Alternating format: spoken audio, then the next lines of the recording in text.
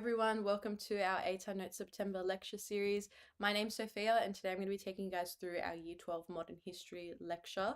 If you're watching this live on the Friday that it comes out, you guys are 2 weeks away from your modern exam, which is horrifying but also really exciting because you never have to touch modern again. But a little bit about me, I'm a modern history tutor here at ATAR Notes. I graduated in 2021, so 2 years ago now, with a 96.3 ATAR, and some of my marks are on the screen. I'm studying a Bachelor of Secondary Education at the University of Sydney, so to become a high school English and Business Studies teacher. And I was going to do English and Modern because it's a really popular duo and I liked Modern. But when I saw the course, you have to study all the topics. You're studying a lot of the topics and a lot of the choices for the HSC content. And my max was at Russia. My max was at Russia in Year 12. I couldn't do anything more in uni. So that was that. And a bit about me, I'm a massive Swiftie. I feel like that's all that matters. I feel like that says enough. I've got a picture of me here. This is a primary source of me studying at 2 a.m. Not a very good example to any of you. But that's just what modern is. That's what the content demands. So the end goal for this lecture is to not feel like this anymore, because kind of like a collective experience with modern is that a lot of students don't actually even hate the subjects. Like, it's not even like you don't find it interesting or you're not interested in history.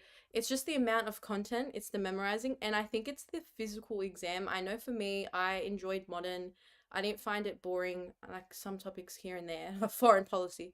But when it came to the actual structure of the exam, that's where I struggled, just because of the skills and the unpredictability of the exam. You guys know that you're going to get the 225 mark essays that can literally be on any dot point. Should be illegal. Should be illegal, but the goal is to not feel like this anymore. So we'll see how we go at achieving that. Now, I want to start off by saying that this is a skills-based lecture, not a content summary, and I apologize for that, because when it comes to how much content there is, a lot of our students do want those content summaries, but because of the range of topics across all of the HSC, it's really hard for us to cover everything. Russia is a really popular option, but there's others as well, and sometimes we've done Russia and then students are like, what about this topic, what about that topic? Definitely for the other two topics as well. It's only the core that the whole state is doing. So if you are not feeling too confident on the core, if you feel like really lost in it, or even if you just want a general summary of it, you can sign up for our Year 12 Head Start lecture, which is for the Year 11s going into Year 12, but you guys can still sign up. And that has a full summary of every dot point in that lecture, and you can download the slides, add those to your notes. You don't even have to watch it. Even if you just want like some notes to add or just like a quick summary, I definitely recommend that. So if you are looking for content, the only content that we can properly cover is the core, because it's what everyone across New South Wales is doing, and that's in our Year 12 Head Start lecture that you guys can sign up for. It's actually running at the same time, but the video will be available for the week after and the slides will be there. So if you wanted to sign up, you can. But this lecture today is purely skills based, because a big kind of problem in modern, and a lot of students will end up falling to the band 5 even though they studied heaps and they feel really great with the content, because they haven't actually practiced the skills. The content is great, but even if you know the syllabus and every single dot point inside out, doesn't mean you're going to get this really, really great mark, because it's applying that with the skills and it's your writing. So even for your trials, you might have felt really prepared, but it's actually the essay skills, it's actually your source analysis, and you're falling weak there, or you're not structuring your short answers well enough and missing out on marks there, that's bringing you down. So to help with that, we wanted to do a fully skills-based lecture, and that way it can cater for everyone across New South Wales watching this. So we're going to talk about the unspoken modern exam rules, so how to write a strong response and avoiding silly mistakes. We're going to do some source analysis, so understanding bias, and then I've also got this these tables that you guys can use to kind of cheat the system, because with sources, the values and limitations of sources you can memorize. So you can memorize the values and limitations of an extract or a photograph or propaganda, and then you can just adapt that and link it to the source that you get on the day. So a lot of students don't actually practice source skills because they're like, oh, the source is going to be unseen, but you still can prepare kind of like the technique and effect that you're going to choose and then adapt that on the day. So I want to give that to you guys. We're going to go through some short answer responses, what to do, what not to do, and then there's a lot on essay writing, from the types of essays that you can write to essay samples, and then some final advice for studying as well. So we've got a lot to go through. I'm going to be live on the chat during this whole lecture, so please, if you have any questions, leave them there. I'm happy to answer anything, whether it's study advice or content. I'm happy to go through it. And there is a download. There should be a resource button somewhere on the screen. I'm not sure where, but if you press that, you can download these slides and access them. It's up to you how you want to use this lecture. I know some students like to write notes as they go. Others like to have it on in the background. Even if you have to go, it's fine. This lecture will be available for the week after, so no stress. But you can treat this lecture however you like. But we will get started just on some quick tips. Now, number one is past papers.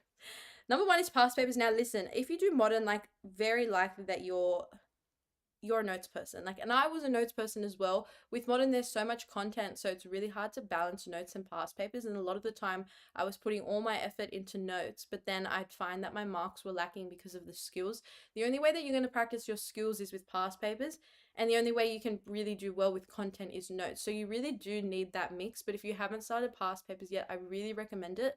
Don't think that you have to do like a full 3 hour past paper and like torture yourself straight off the bat. I physically couldn't. I didn't have the motivation. I would just, write my notes, have my Spotify on in the background, be on FaceTime, Netflix on the background, be typing up my notes from a textbook. It was a vibe. So the idea of 3 hour past papers and timed and closed books like horrified me. But getting closer to the HSC, what helped me was doing like one section at a time. Like maybe for the day, my modern study was just doing like a Russia essay and putting on the timer. And then what also helped me getting into the full past papers was, instead of just being like, okay, I'm going to start past papers, let me just put on a 3 hour time and do the whole thing. I do open book untimed and move through it. That way I could have my notes with me, and that could help me structure responses and like kind of help me revise the content as I was going.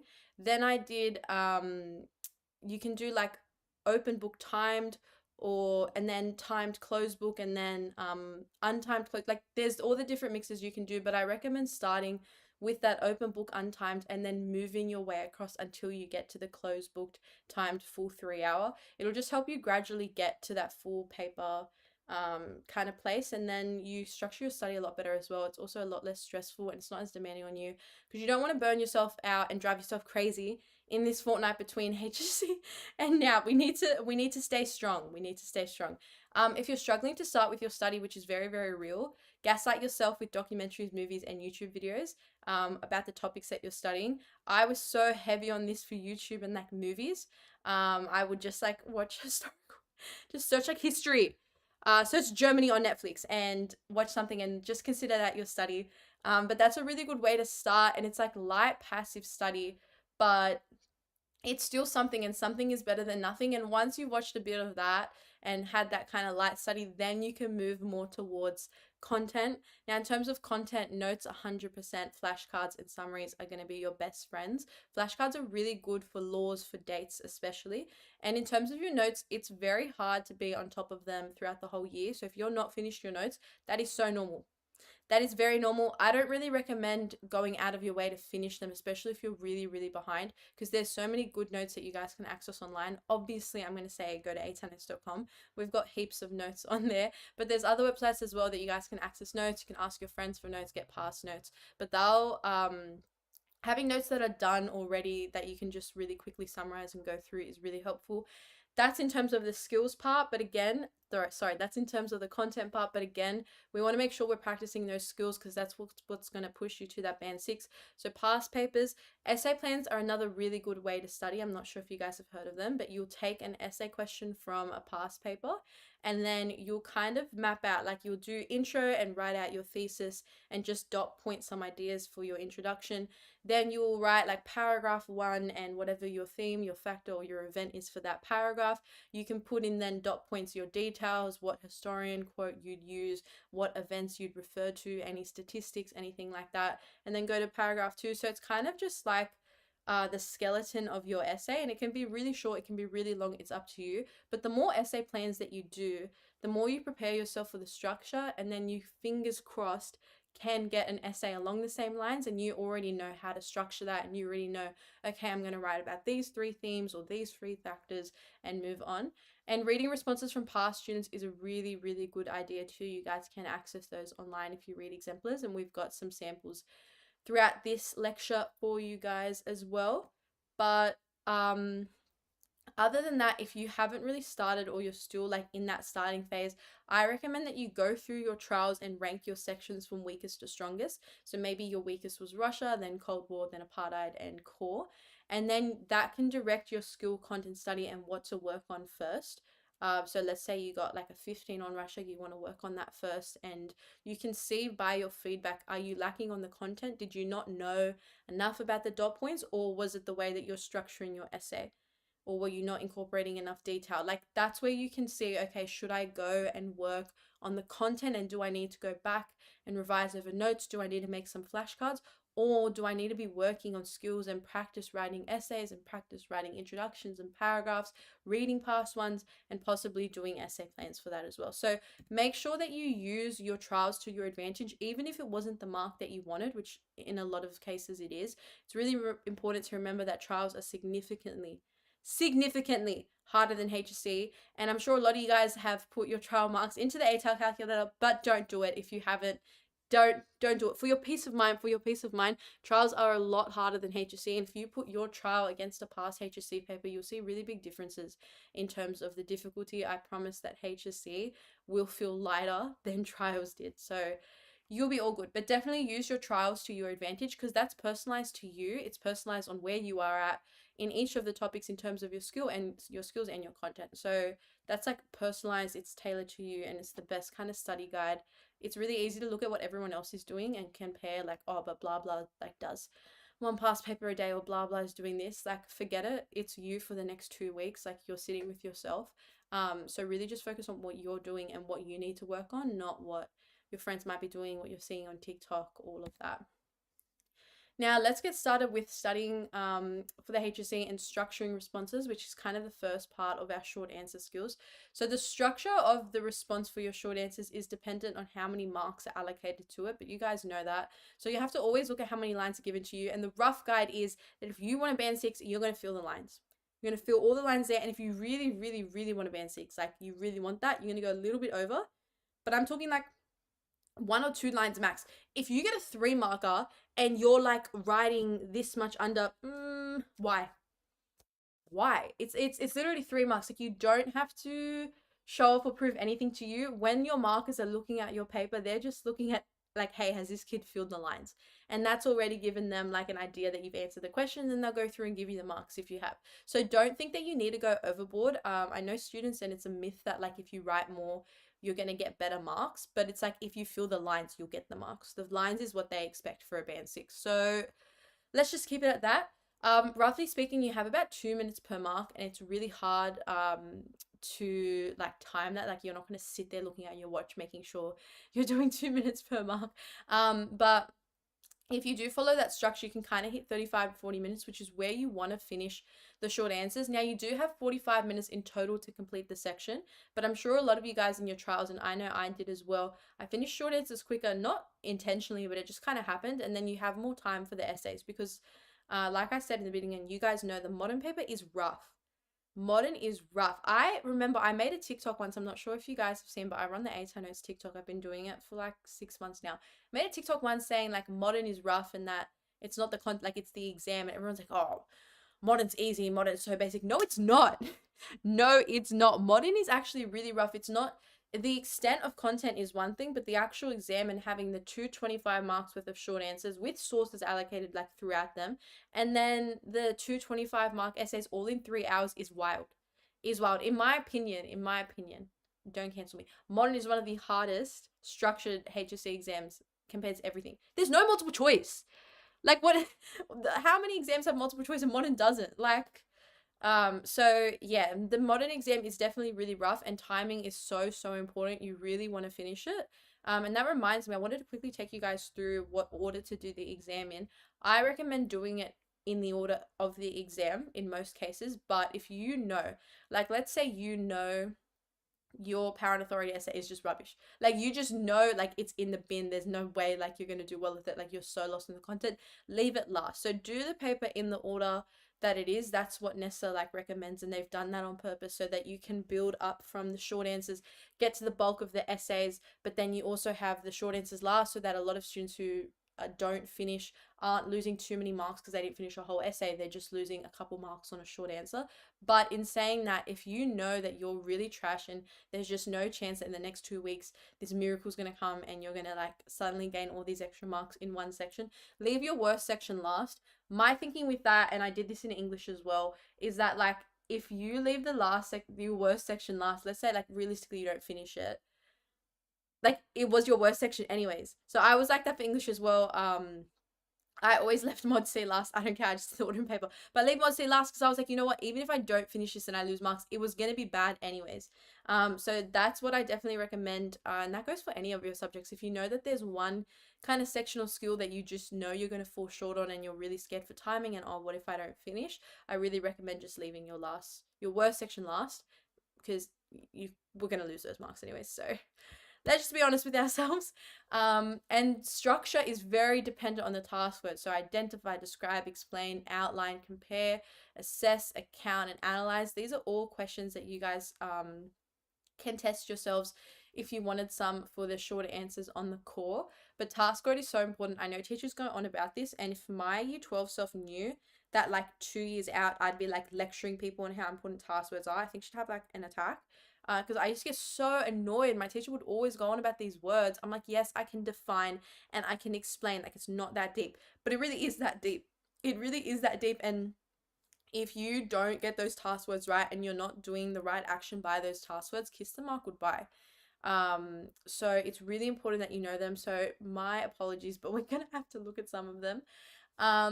But before that, I want to take you guys through how to get brownie points with markers. Now, I'm not saying any of this to scare you, but this is the realistic like aspect of the HSC, is that it is marked by hundreds of markers across the state. Now, these markers, we don't know who they are, but they are marking it online, and they are marking it a lot of the time. They're teachers, full-time teachers, and they're marking on the side. And let's just say you've got Fred. Fred is a marker. He's up late in the evening. It's 11. He's on his 30th paper that night. So the 30th modern paper. He's read the same argument 30 times on Stalin. He's on his 4th coffee. Fred wants to get all of his papers marked as soon as possible so he can focus on his new HSC class. And Fred's wife has hinted that she wants to divorce and that it's really waiting on him. So, things aren't good for Fred right now. Now, not all HSC markers are Fred, but some of them are, so you need to make sure your responses are Fred proof. Now, I don't say this to freak anyone out. There's some markers, who are not like this at all, and this is definitely like the anomaly, but these markers are marking late at night a lot of the time. They are marking online, scrolling through. They're reading the same essays over and over to the same question, marking the same thing, reading the same quotes in the same details and the same thesis, same judgment. So you want to make sure that you can make yourself stand out as much as possible across heaps and heaps of students. And the only way to do that is to do those extra little things that are going to get you brownie points with your markers. You want to do those things that they're like, oh, I haven't seen this in a couple papers. Or like, oh, like, I haven't seen a student do this in my pile today, and really stand out, because those little like oh moments are the ones that are going to get you those extra marks and differentiate you from everybody else. So markers like Fred, they use hacks to mark responses quicker. So first they're going to check how many pages you wrote. You want to aim at least 6 pages for the essay, but preferably 8. Like, I hate to say that, but that's Nessa has said that, and Nessa has written that in their assessment guide, that each of the essays are expected to be 1,000 words, which Nessa says is 6 to 8 pages. So if you're not hitting that 6 pages, when they go through your essay and they first access it, when they're marking it, they're going to scroll through, see how many pages it is. And if it's not hitting 6, you're already at a deficit point in their mind, because they're like, oh, this student hasn't written enough. And what you want to be is being that 6 to 8. So as they're scrolling through, they're like, oh, this is a very well structured essay, they've definitely written enough, so you're already at that high point. And then you want a really good introduction for your essays, because that way they're like, oh, it's a good intro. You're starting with high expectations, and even if it gets worse as you go, at least you started high. You don't want to have to prove yourself too much because you didn't write enough. So please try to hit 6 to 8. Honestly, let's say you have small handwriting, just make it bigger. Gaslight them. Just please try to hit 6. And a good way to practice that is with doing any past questions at home. Like I said, just set on a timer and do just one essay. Try to write bigger. That was my hack. I did it in English as well, and this goes the same across a lot of the humanities. The more pages you're writing, they're checking that, and they are happy when they see that students are writing a lot, even though it low-key can be waffling. Just try to hit 6. Try to hit 6, and if you're not getting there, just waffle it out a bit. But if you write any less than 6 pages, they're going to assume you wrote less than 1,000 words, which isn't a full essay. So then naturally that mark that they have to give you on structure, which does include word count, is already, and that criteria point is already falling lower. You want to aim to fill all the lines for all section 1 responses, and like I said, small handwriting, make it bigger. No excuse. Everyone's like, oh, but what if my handwriting's small? Write bigger. Force yourself one more time. You got to do this one more time and then you're free. Then another thing that they do is they look for buzzwords, which are like keywords that they know, like, and they're kind of like looking for and will always make them happy. They're like their brownie point words. So number 1 is to check if you incorporated the prescribed source consistently. So Fred's always looking for like source A, source B, source D, source C. So that's like in the short answers when it's like as seen in source A, blah blah blah, and you can underline it as well to show and direct them towards your prescribed source and show that you're not just writing about the content, you're linking that to the source and you're doing a proper analysis. They're also going to see in the essay if you've had a consistent argument throughout it. So they're going to be looking consistently for the use of judgment words like highly, significantly, profoundly, low extent, high extent, all of that. So don't switch it up too much. Keep your topic sentences consistent and kind of try to reuse those judgment words. But we're going to go through essays later, and judgments are so important. Just repeat yourself. Overdo it. You're never going to get told like, oh, you're referring to your argument too much. You're backing up your thesis and judgment too much. That's never the feedback. The feedback is always you're not keeping a consistent thesis enough, not referring back to judgment enough. So don't think like, oh, I'm writing about it too much. You physically can't. Just keep like linking back to your judgment whenever you can and using those actual like evaluation or like assessment words of highly and, you know, significant, profound, paramount importance, all of that. Go to synonym.com. ChatGPT can help.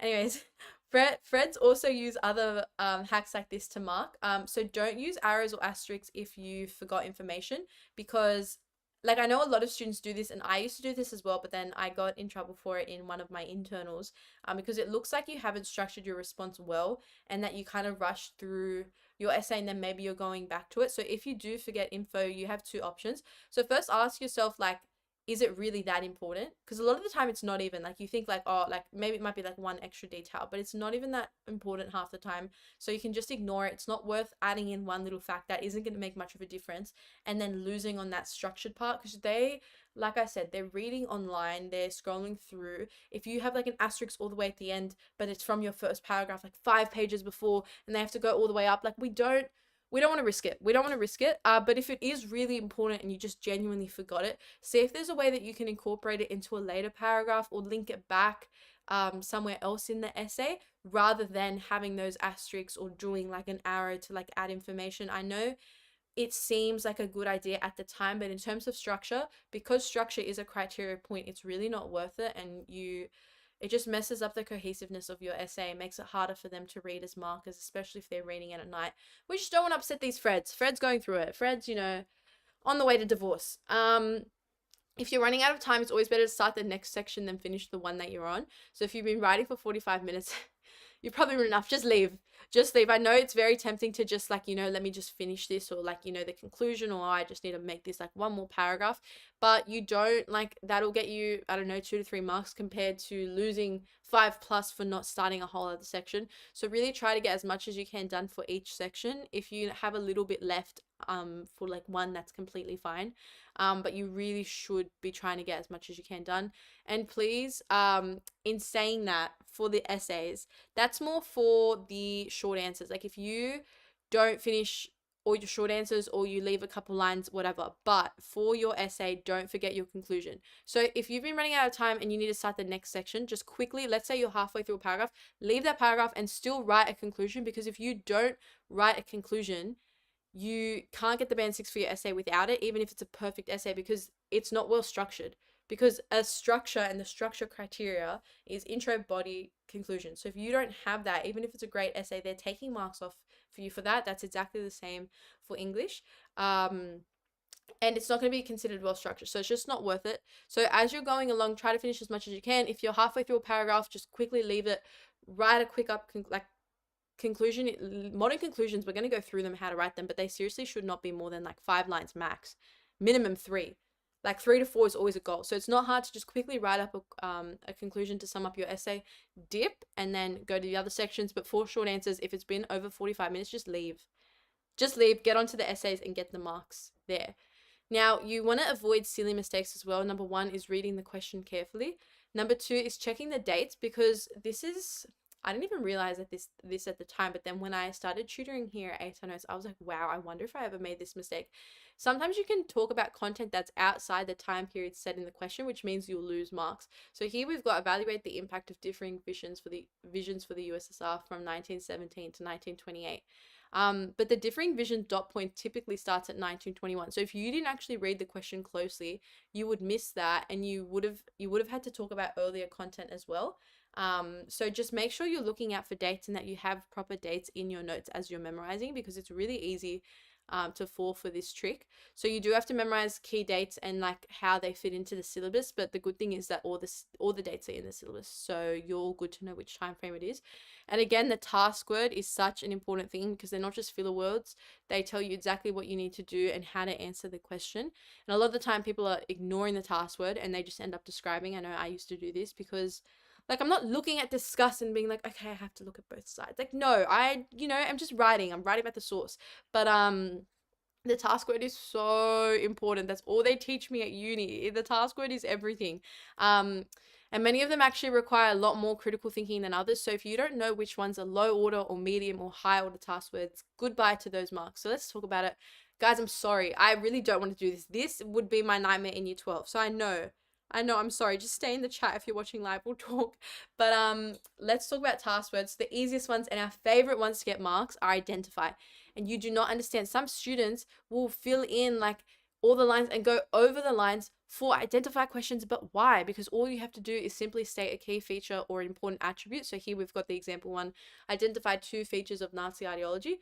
All you have to do, social Darwinism, totalitarianism. You're just literally identifying, like you're just stating what they are. You don't even have to say 2 features of Nazi ideology are blah, blah, blah. You don't have to say social Darwinism and blah, blah, blah and totalitarianism and define it. You're literally just identifying it. Like you could literally write 4 words and you'd get the 2 marks. That's a 2-mark question, and that's 2 marks right there. So be smart with your time, and this is why knowing task words and what they expect from you for each of them is so important, because it can actually save you time in your answering, so you're not writing anything that you don't need to. But yeah, for identify, just quickly state it. You can just write like 1, social Darwinism, 2, totalitarianism. Either way, you get the marks. You don't need anything more than literally 3 words here. Now for a defined question, you're making statement to the meaning or interpretation. You don't need much detail, like at all. You don't need this like super detailed, full-on encyclopedia definition. It's more like a Wikipedia definition. You know how Wikipedia definitions are so quick, so straight to the point, and really straightforward. They'll give like a translation if necessary. And it's not that much detail, but it's enough to understand what it is. That's exactly what it is here for defining, and it's a low order task word for HSC. So just get straight to the point. Doesn't need to be super fancy, just as long as it establishes like the base of the idea. Now, in terms of definitions, I didn't even memorize any definitions fully. I kind of use my own understanding and what I understood them to be. And because defined questions usually won't be more than 3 marks, 4 marks max. 4 marks max, but even then, very, very, very rare that you'd see that, especially in the HSC. You can get away with just having a decent understanding and writing up your own definition, but it's up to you if you do want to memorize some of your own for your responses. Now, explain and describe questions are definitely more into the 3, 4, and 5 markers. Explain is telling how things work or how they came to be. So here we've got explain the main differences between democracy and totalitarianism. A lot of the time in explain, because you are telling how they work or how they are, you end up giving a definition. So here you'd actually give a definition of democracy, give a definition of totalitarianism, and because it's the differences, you're going to compare the 2 and explain how they're different. And then in a describe here, we've got, you're just spelling out the main aspects of an idea or topic. There is no reason that you should be losing describe marks unless you just genuinely don't know the content. But describe is literally just storytelling. I know in modern, like when it comes to narrative writing, it's really easy to fall into that. And I would do that in my essays too, where I focus too much on the content not enough on the skill, and then I'd kind of just start reciting the textbook and like explaining and just describing what happened without like having any assessment. But for a describe, you're literally just telling the story. So here we've got describe the role of Joseph Goebbels, who you should know. You should know Joseph Goebbels. Know at least two of the other key figures, but Joseph Goebbels is one of the easier ones in my opinion to write about, just because he was the minister for propaganda. Um, but here we've got that he was the Reich Minister for Propaganda and Public Enlightenment, which meant that he was in charge of producing Nazi propaganda and enable the hegemony of the Hitler myth in Nazi Germany. Not even like super out there, but it would get you the marks. And it's not, you know, this really complex vocabulary or terminology. It's straight to the point. Just really need to know the main titles, main dates, and move on.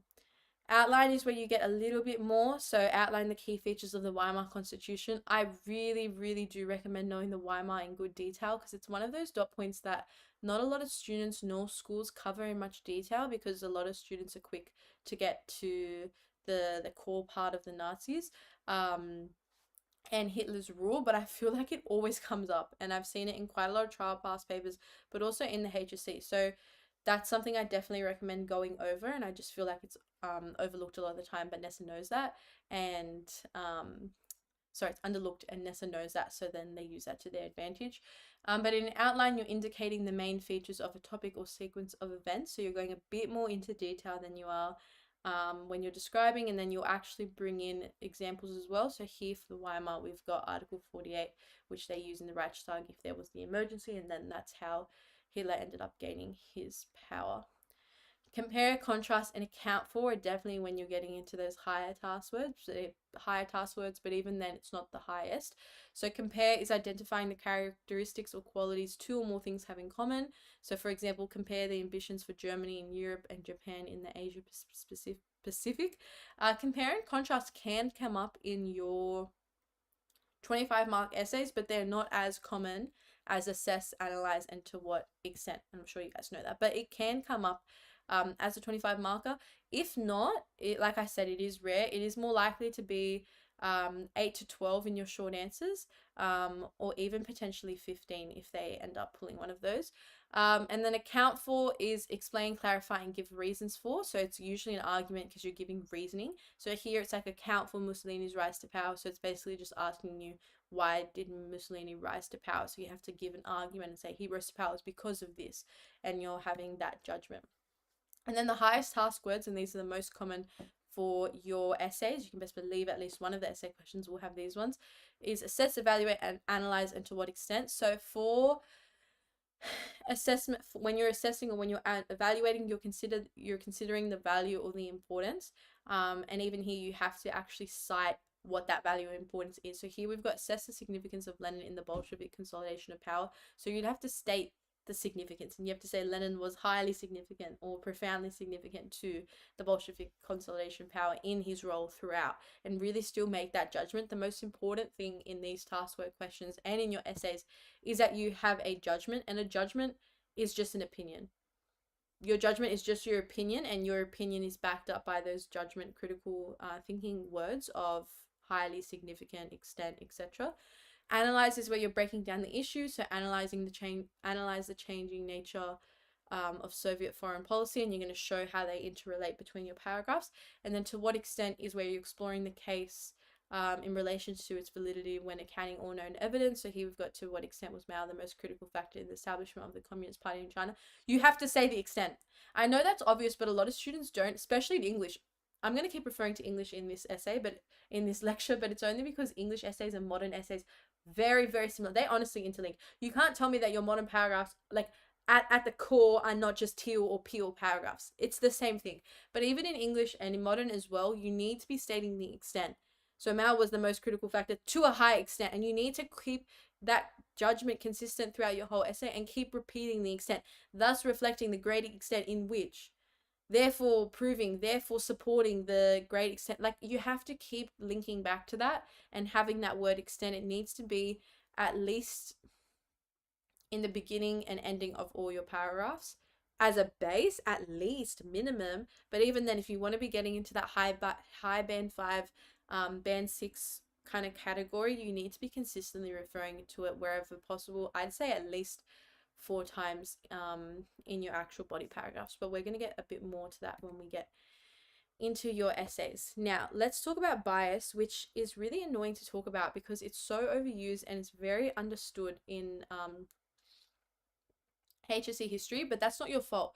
Because when you're in year 7 to 10 and you're doing history, bias is always a bad thing. Like, bias is such a bad thing, and teachers always like, oh, bias, bias, bias. But the reality of life and the reality of history is that, like, everyone is biased. I'm biased, you're biased. That's just the world that we live in. Everyone has their own bias. But that's not synonymous with unreliable uses, because a lot of the time, especially in modern and the sources that you're looking at, bias can actually enhance a source's usefulness and help it even more. And it can actually show the underlying ideology, underlying political agenda, or underlying personal prejudice, which is literally just what bias is when we're analyzing sources. So instead of using bias, if you wanted to quickly like write these down, these are great ideas to like use instead of it, which are more complex, but they're also like, they're brownie points for your markers. They want to see these words. But bias isn't inherently a bad thing. And you don't want to be like, the bias therefore supports. You want to be using the source therefore exposes the underlying ideologies of the Nazi or whatever, and continue like that. But I definitely recommend just having these words down because they are good forms of terminology to use. But we can't just take a source at face value because there's a multitude of things that we have to look at when we're looking at usefulness. So I'm going to be taking you guys through perspective and reliability and how you can actually cheat the system and memorize these before going in. And it's exactly the same with English. I feel I should have just called this like modern and English lecture, but even in English, you don't know what the unseen sources are going to be for your paper 1, but you do, and you can prepare for different techniques and their effects. Like, you know that in a poem there's going to be imagery, there's going to be figurative language, there's going to be metaphors. That's like, you know that. Same with rhyme, same with enjambment. You know the main techniques. Same with a photo. You know that you can, you know in a photo the techniques are going to be positioning or contrast or the use of color or vectors or whatever it is. So what you can do with that is then learn those techniques, be able to have like definitions of them so that you understand them to yourself, but also already memorize their techniques so that going into your English exam, if you see a photo, you're like, okay, I know positioning affects the validity and the importance. So if something's centered in the middle, it's of central importance, and then you can link that to the English photo that you've gotten and use that in your short answers. But it's exactly the same in modern, where you guys now can memorize the values and limitations of extracts, the values and limitations of photos, of propaganda, of any quotes from historians or speeches or songs or whatever the source is, or diagrams and graphs. You guys can memorize the usefulness of those sources already, and then just go and link that to the source that you get on the day. And all you're actually adding on is the unknown part from the day, but you've already got that base prepared. So what we're going to be looking at is perspective and reliability. They're two different things. So perspective is the attitude or worldview regarding something, and then reliability is the degree to which the source is accurate and trustworthy. So a lot of the time students focus on reliability, like, oh, it's a primary source, oh, it's not reliable because it's from like a leader, or it's not reliable because it's from like a military soldier or someone who was on that side. But even though that's true, this perspective, it has that perspective, and it's actually very powerful in its perspective, because then it opens us to the underlying ideologies, to that bias, and then we can understand one side of that. It might not be the entire truth and getting to that whole truth, but still being able to see the different sides is so important. And if we weren't able to expose that underlying ideology or those underlying personal agendas, you wouldn't really be able to get to that whole truth and that actual story and truth to what happened. So you want to make sure that you're analyzing the factors above, because it shows you how useful the source is, but also what it can be used for. So there's factual reliability and there's reliability as evidence, and these are two different things. Factual reliability is what we're very used to, so it's whether or not the content of the source is factually accurate and that it can be corroborated by facts, statistics, and sources' relevance to the issues or events in question. Reliability as evidence is whether or not the content of the source, irrespective of its factual accuracy, can be used as evidence of attitudes, belief, and agendas at the time of those producing the source and their audience, And is the fact that the source is biased a good thing? So it's actually asking, like, it shows that bias can actually be a good thing because it makes the evidence more reliable so that you can see the attitudes, belief, or agendas of individuals at that time. So factual reliability is very much down to accuracy and the type of source that it is, while reliability as evidence is that evidence of those underlying attitudes and agendas that we were talking about before. Now, what's going to affect a source's perspective and reliability? There's all these different factors. There's contextual factors, so the age, gender, national, race, ethnicity, the class, the profession, or the level of education, and they're all implicit biases, while purpose and motive really affect the perspective and reliability. And this is what more you can talk about in your answers, which is political agenda, ideological agenda, whether it's going to boost morale or support, the personal prejudice, or if there was a search for rewards and that's why they're releasing that information. And then there's structural factors, like if it's censored, if it's complete or incomplete, and the methodology, whether it's a secondary source or not. So these are all things that you can talk about when you're analyzing the values and limitations of your sources, but focusing in on this part is where you're going to be able to get the most marks. So when you're looking at a source, questions that you want to ask yourself is, was the source produced in close proximity to the time, place, or events? Was it produced by someone involved in the event? Was it produced to be published? Was it produced for what purpose? Was it a personal, political, ideological, educational, etc. purpose? Is it an extract?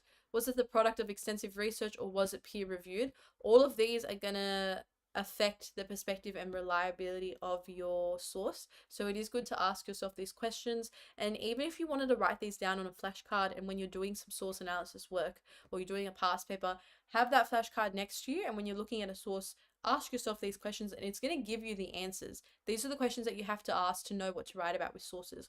Because I feel like with sources, it's really easy to just describe what's happening in the source and to not actually analyze the source. But it is a source analysis, so we do need that type of like critical skill, and these are the questions that can help you do that. Now we're going to look at cheating the system, which is a fun little trick that will help you ace your source analysis. I'm just going to quickly drink some water. Sorry, I don't know why I had to announce that. I just didn't want like an awkward pause. But we're going to be looking at how you can respond to the source analysis, because it always has more to do with the source type rather than the source content. They can ask you on any of those dot points in your exam. But the actual types of sources that they're going to ask you on are photographs, now propaganda, whether that's speeches, posters, or flyers. They can have extracts from historian works or textbooks, diary entries, letters, newspapers, or forms of literature like poems, songs, narratives. But each of the source types contain unique features that then impact the perspective of the reliability of the source. So you can memorize them, and then no matter what source you will be able, like you can answer it. That is a guarantee. If you memorize these features of perspective and reliability, you will always have something to write about these sources. So if there is one like core part of this lecture, I promise you it's what you're about to get here. So let's look at photographs first. Now, when it comes to the perspective of the photograph, the perspective is always neutral unless it's very obviously staged or filtered. And if the picture does appear to be staged, then it just ends up being propaganda. But in terms of reliability, you can write about whether it was produced at the same time as the event, providing a snapshot into the past. And the photographs, of course, are primary sources. So then in terms of reliability, they get that mark. Now, if it's a wide camera angle, you get the complete picture. And that's a value of the source because you can see exactly what's happening. While if it's a narrow camera angle and you're only getting one part of it, it's potentially presenting an incomplete picture, and we don't know what's happening outside of the frame, which is a limitation. And then if it's a neutral perspective as well, there's no hidden agenda, which then adds to its reliability. Now, propaganda, and very likely that it comes up as a source analysis. I'm sure quite a lot of you guys would have had at least one form of propaganda as like your photograph or like your source in the short answers in your trials. Now, for perspective, propaganda is going to show the government or the special interest groups perspective. It can show that whether it's ideological, political, or persuasive. And the propaganda, granted that it was effective at the time, so like British propaganda was, it can also be an indication of the general perspective of the audience at the time and ordinary citizens. So you can use the propaganda to understand what popular society believed and what the majority of their values were. While for reliability, when it comes to propaganda, you can see if it was produced at or in close proximity to the events in question, and most of the time propaganda is going to be from the time, and it was a primary source. But it was also written with a primary goal to persuade an audience to accept a particular ideology, political agenda, or belief rather than to tell the truth. So this I wanted to show you guys, because here you can see where it lacks in reliability, it's actually very powerful in terms of perspective. Propaganda isn't reliable in understanding the whole truth because of that intention to persuade audience to, take on this ideology or this belief or believe in their political agenda. But even though it's not reliable there factually, as evidence, it's actually really reliable as a form of perspective, because it shows you the perspective of that time and that ideological and their persuasive perspective and what that government or special interest group believed and their side of it and their intention. So perspective, it's great, but reliability is limited. And this is why having both of them and memorizing these points, which you can apply to any propaganda source you get, any photograph source you get, and all the sources that we're going to go through, means you always have values and limitations to talk about, and you don't have to come up with them because you can just have them memorized and then connect them to the source that they give you. Now, in terms of propaganda, I wanted to add in just little bits of content wherever I could. I wanted to go through as much as possible, but because we're looking at skills, it was really hard to. But I just wanted to add in some of these notes about propaganda. You guys know that Nazi propaganda was successful because it was very clear, direct, and simple. They would use the radio, cinema, there were rallies and demonstrations, and obviously there was a lot of propaganda in the education curriculum too. And all of that was a form to spread the Hitler myth and spread the Nazi message as Hitler as the mighty defender of Germany. So these are just some points that you can then connect to perspective and reliability while linking back to the source that you get on the day. Now, historians and textbooks. Perspective-wise, it's an academic perspective. They've got a neutral perspective, and I know, trust, if you're doing extension history, like, that's going to be uncomfortable. But you can write about that in modern. It's fine to say there's a neutral perspective, because if a historian or an academic is writing it from, like, in a textbook and for an educational purpose, then their purpose is to educate, not to pass judgment. When you're reading, like, your history textbook, there's not a lot of times where you ever feel like, oh, this author is clearly on this side. Like, it's very clear that their purpose is to educate and they're not making judgments on it. So in terms of perspective, you can trust that that's neutral. But in terms of reliability, it's a product of extensive research. It has been peer reviewed. These are both values, because so much research has gone into them. It's not just, one form of evidence that's created it. It's actually quite a lot. It's been peer reviewed, so people have checked it and gone over it, added to it, provided feedback and criticism. But it's usually produced much later than the events in the question. So historians and textbooks most of the time I'd say, if not all the time, are from secondary sources, and naturally a secondary source is limited, and it's usually an extract. And this is such a good point that you can exploit. I say it every lecture I do. If you guys get an extract in the HSC, naturally it is limited. It doesn't mean if it is the best extract you have ever read. Because it is an extract and it's not the full piece, it is a limitation of the source, because by nature it's incomplete. Yes, maybe that source is all about how Hitler's laws were so controlling, but then possibly the next paragraph could have been about, like, the freedoms that they brought, which, non-existent. But because all you've gotten was that actual paragraph, naturally it's incomplete. You don't know what came next, so it's not a true kind of whole picture of the event or of the topic that the historian's writing about. So by nature it's incomplete, and by nature it's limited, even if it's a really good extract. Because I feel like a lot of the time when I received extracts, a lot of the information there was true. Like, I was reading it and I had gotten questions where it's like, examine the values and limitations, and I'm like, but everything's true. Like, I could easily write about the values of it because it's using statistics and it's, a product of extensive research and it's been peer reviewed, and there's that neutral perspective. So it's meant to educate, it's not to pass judgment. Like, the only limitation I could write about was, oh, it's a secondary source. But another limitation you can also write about when it comes to extracts is that it's an extract. Like, its form as an extract means that it's extracted and it's just a part of it. It's not the whole complete truth of that event or that topic. So use that, please, because you will get an extract. That's like, you always get at least one extract. You guys know that. So that's a really good piece. So for limitations, secondary source and the fact that it's an extract are really easy ones to write about, and they'll work every single time. You can receive a diary entry. Now, in terms of perspective, it's highly personal. And if it's written by someone important to the event, it's also highly relevant and unique. So if you read Hitler's diary or like an extract from Stalin's diary, for example. But for reliability, it's not produced for publication, so the thoughts contained within the entry can be assumed to be genuine, as why would they lie to themselves? Because diaries are so personal and so private. So in terms of reliability, you can have that as a value because it is the truth in terms of their perspective. And it's a primary source, of course, because it was produced at or in close proximity to the events by someone who actually experienced them, which is very valuable.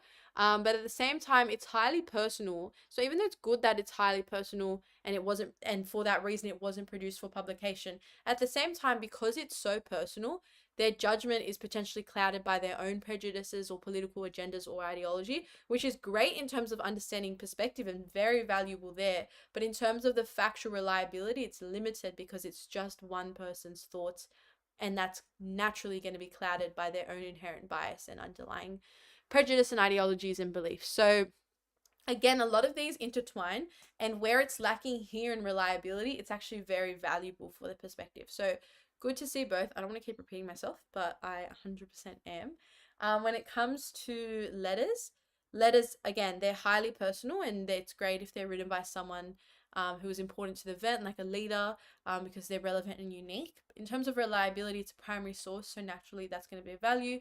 And it was written to be read by at least one other person. But again, it's highly personal, so it can and naturally is clouded by that inherent bias.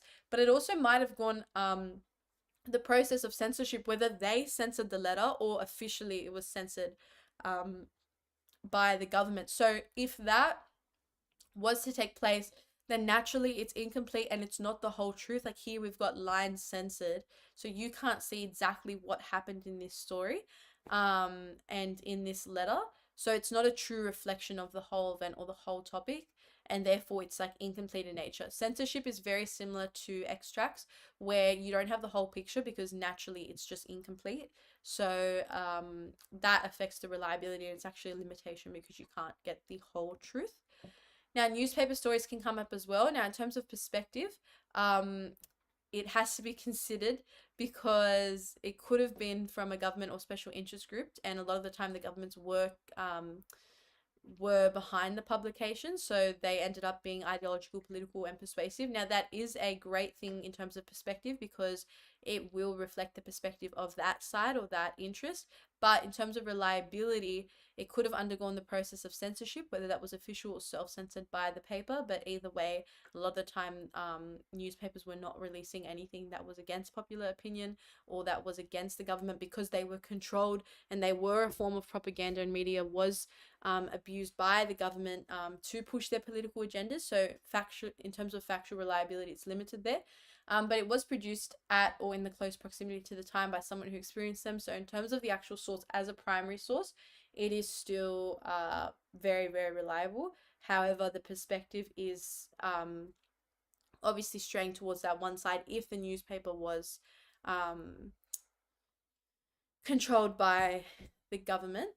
And then literature, which isn't very common, but it is good to just know. Literature can range from songs to narratives to even poems. So perspective-wise, they're very personal.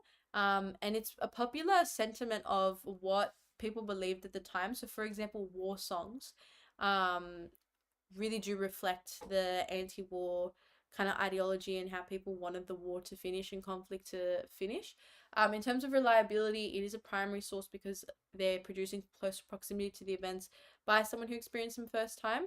But they are usually highly personal. So anytime a piece or a source is personal, it's going to naturally be clouded by internal prejudices, political agenda or ideology. And literature, the role is to entertain. It's not to pass judgment. It's not to educate. At the base, it's to entertain.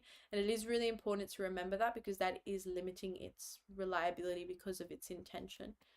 So other things that you can consider is obviously the source, because like I said, if it's an extract, it's limited. We don't know what the rest of the source said, and maybe what the next paragraph was is going to dramatically like alter the perception of the content, but you don't see that, so then you're only getting this one insight.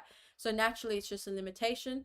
Now if the source is from a reigning monarch, prime minister or president, it also means it's the perspective of the highest tier of government, which enhances its reliability in a way because it demonstrates the internationally perceived perspective of the nation that they rule. So when like British and when the French and when other countries heard about Hitler or read anything from Hitler or heard about anything from his speeches, they assumed that that's what all of the Germans believed because he was the highest tier of government and the highest form of control. So in terms of reliability, it does, and it is a way to show the internationally perceived perspective. But again, it is skewered by their internal prejudices and their own intention. That's a great thing for perspective and it's going to enhance that, but reliability, it does limit it. Now, when it comes to short answers, they are so important because they feature in 50% of your paper. So if you guys are really bad at essays, or it's just not what you feel confident in, you don't really know how to gain those extra marks, you keep getting the same marks, it's really hard to push yourself when these weigh just as much. So if you know that the 25 mark essay is not going to be your strong suit, really hone in on short answers. They aren't necessarily easy marks because it's actually easy to lose marks here. Like you can get 2 out of 3, then 4 out of 5, then 5 out of 7, 7 out of 10. Like it sounds really good, but then that's 18 out of 25. You've lost 7 marks, even though it's just like 1 or 2 marks here. And then that ends up being 72%. While if you lost like 4 marks on an essay, which is also like a good mark and what you'd consider good, then that's 84%. So there's a big difference between the two. And I think a lot of students, and I know I did this as well, I just kind of ignored short answers because I was like, oh, like I can't even study.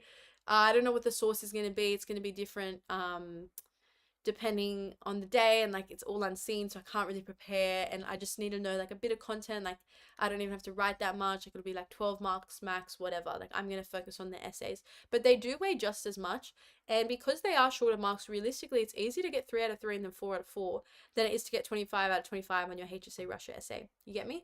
So I feel like spending time on this is really important. I know a lot of students really do hone in on the essays and the content for that because it is horrifying that they can literally ask you on any dot point, but they can do exactly the same here, and it weighs just as much. So if you know that essays aren't your best suit, it's completely fine because the other 50% is these short answers where you can get the marks as long as you're not making these silly mistakes, as long as you know the task words. And if you've memorized these source values and limitations for perspective and reliability, you already have half the answer.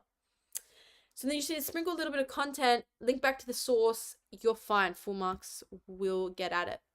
Now, if it's a 1 to 2 mark question, you're going to get straight to the point. We don't need to go into too much detail. You just want to be as direct as possible. You don't even need detail unless they specify, but a lot of the time 1 to 2 mark questions are literally just an identify. For 3 to 5 mark questions, we need to get into our big girl era and write full sentences. You want to include a little bit of context, but you don't want to go overboard, and nothing more than a sentence. And then you need at least one piece of evidence. The rule of thumb is that each point you make should have an evidence, like a piece of evidence to back it up, whether that's like a detail or a source. And then 6 to 8 mark questions is where you really need to ramp it up. So that's where you have a really short introduction and you outline your response. But that doesn't need to be anything more than 1 sentence. It's kind of just like a baby thesis. And then you want to have like 1 point per mark. So if it's like a 6 marker, you want to look at like 3 factors, for example, or like 3 separate pieces of evidence. And then per point, like I just said, 1 piece of evidence.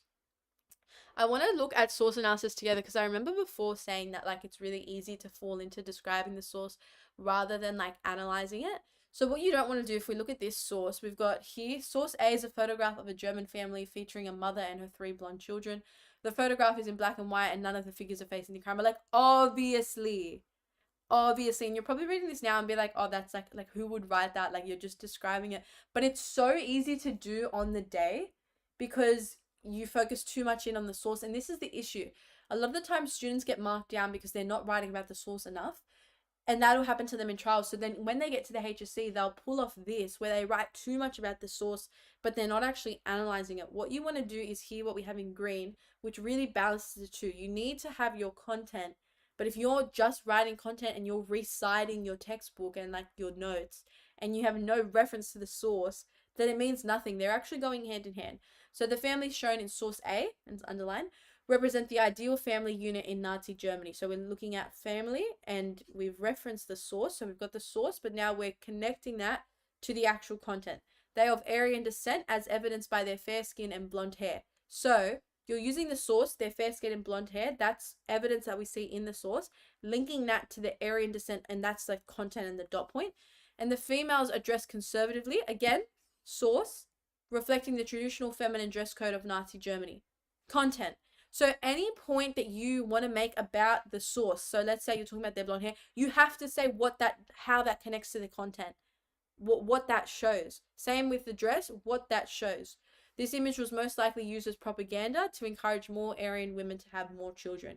Pure content, but you can tell that also by their smiling faces and like that kind of dramatication of family.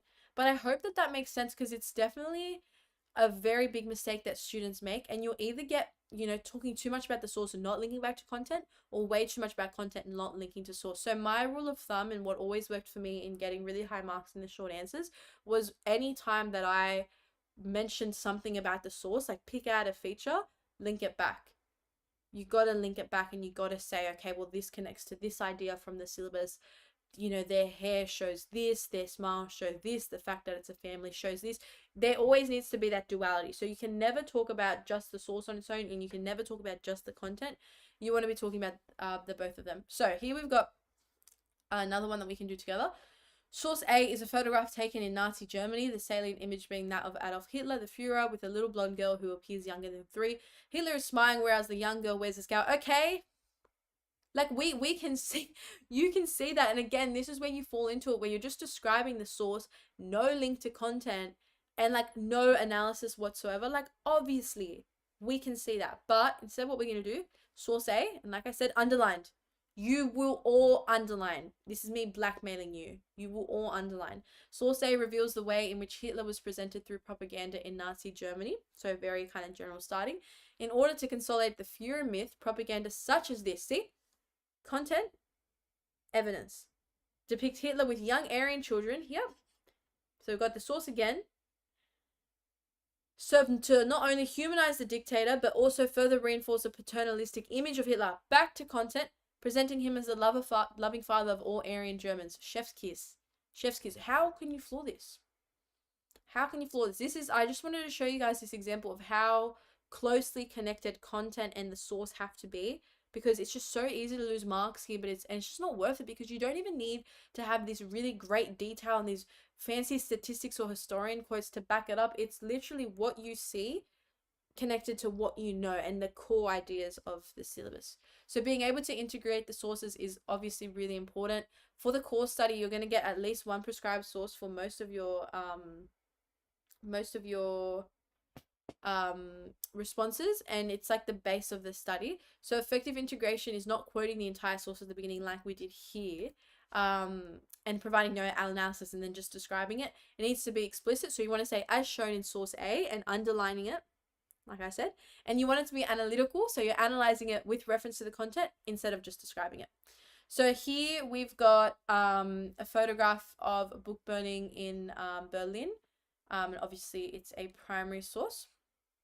And these are some like ideas for content that you guys could link back to. So obviously this has got a lot to do with censorship, because the Nazis censored all opposing views from entering any of the public's consciousness. And it was conducted across all mediums of communication and even violently enforced in times. Now this, because it is from 1933, this is where you would have to link it back to the content very heavily and talk about the 1933 book burnings.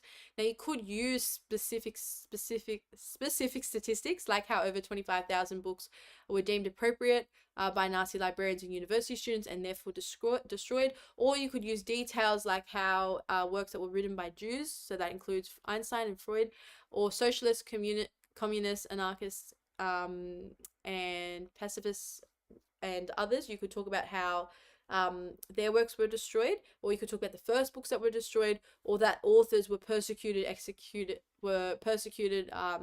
were either executed or sent to concentration camps. So you can mix that up, or you could even just give a definition of what the book burnings were, but that's how you would link content to the photo.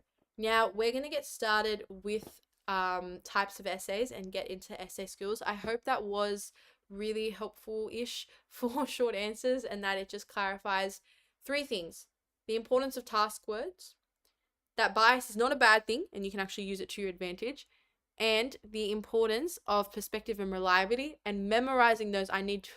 You guys need to do it for me. You need to do it for me. Memorizing some of those points for each of them, even if you just put on a flashcard and you have like one side of the flashcard has photograph, and on the back side you've got like that table and like maybe 2 points under reliability and 2 under perspective, please. It'll really, really help your marks.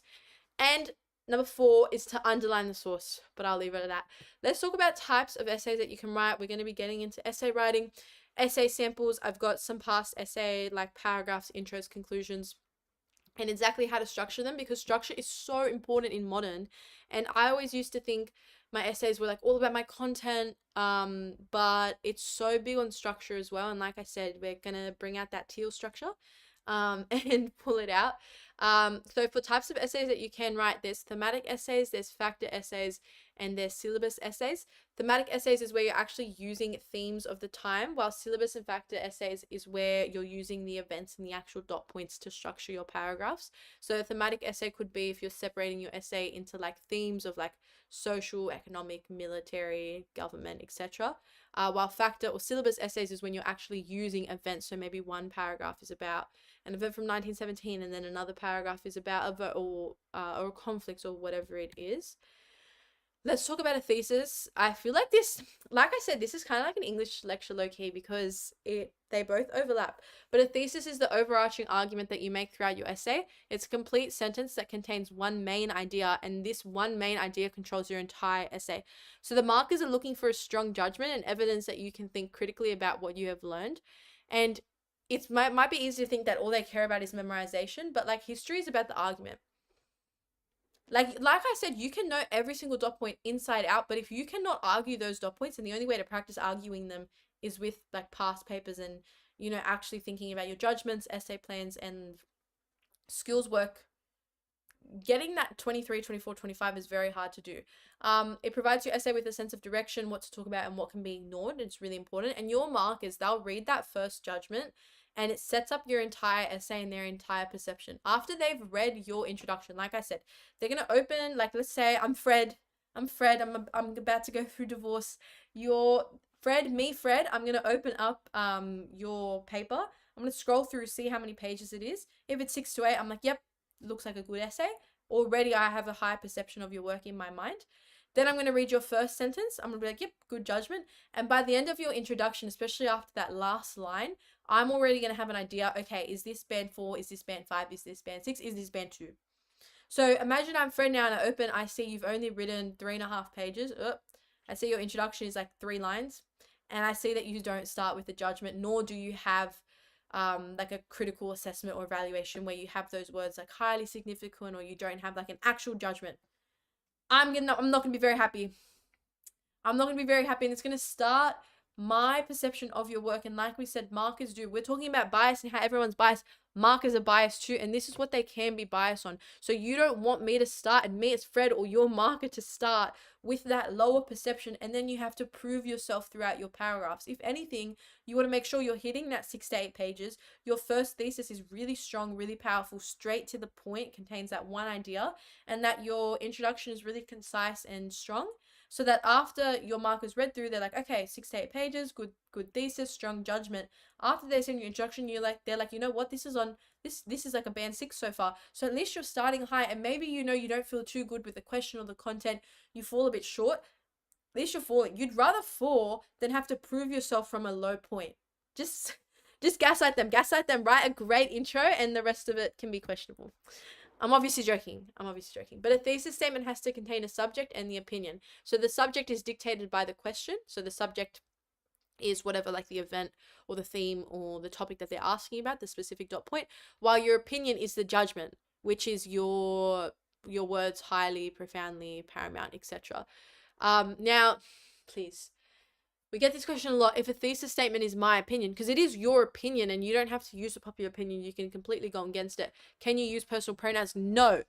You will not be using in my opinion, I think, I believe. No, I, we, me. No, no, no. No, and you don't do it in English ever. Even in English, if they ask you for your interpretation or your understanding, you never will use any personal pronouns. You're always writing from the academic perspective. And if you do use I believe or I think, you guys know this. I don't want to, you guys know. You guys are smart, don't worry. I know you know this, but we never, even if they write, consider your opinion. They don't care. You're writing from an academic perspective. Now, in terms of your thesis, and like I said, essay plans can really help with your thesis because you can do practice questions, whether it's from HSC or trials, and prepare theses, and then do work on writing good theses in short amounts of time. And then you might get lucky and the practice thesis that you wrote or the practice essay you planned is actually very similar to the question that you get on the day. Manifest it, but a good thesis needs to answer the question. That's the most important thing. If it doesn't answer the question, doesn't matter what words you use, you sound like synonym.com, ChatGPT wrote it at a university level for you, you're not getting the marks. If you do not answer the question, doesn't matter. And you need to check the task word, because if it asks to what extent and then your thesis doesn't have the word extent in it, goodbye. You did not answer the question, babes. You want to be assertive, so you don't want to sit on the fence or describe different aspects. You want to make sure you have a clear opinion and firmly sit on like the side that you believe on, that you believe in. And then it doesn't mean that you can't have nuance. So you can still use words like despite or like overall, or if you're doing a differentiated essay and then you're saying like, although this event played a part in this, blah, blah, and blah, blah played an even more significant role, you can still use that language, but that's still a judgment. You still, no matter what, you need to be very assertive and be like, this is my opinion. And you're trying, like throughout your essay, your goal is to make them agree with you.